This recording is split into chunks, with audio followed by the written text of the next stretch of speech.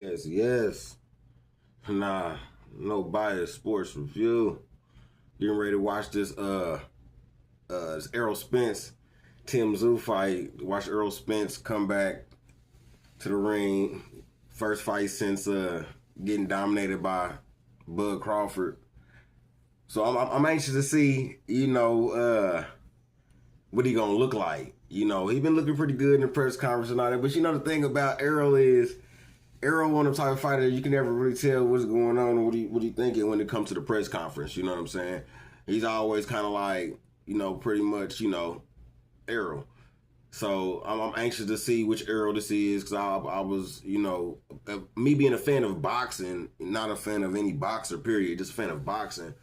I always liked the Errol's, his game and how he came prepared. Except for that last fight, what I'm saying? Bud don't look like he came prepared, which with me, that's the only knock on boxers. Like, who comes prepared?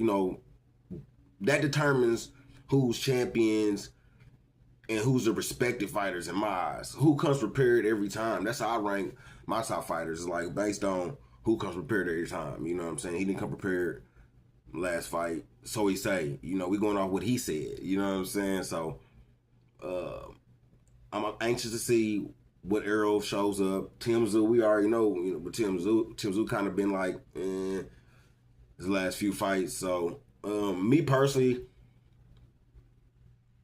I don't know. It's really like if this is a 50-50 fight. If you'd have asked me before the Bud fight, if they had fought before the or whatever, like I'd have been like, oh shit, Errol, he's coming. But now this is a 50-50 fight, dude. I mean, and it's more leaning more on the 60-40 side, if you ask me. But that's just the how I analyze it and see it. So I'm just anxious to see, and we gonna see what he gonna do with this new weight and see if he bring the pain, like if he doing what he doing supposed to be doing. We gonna see.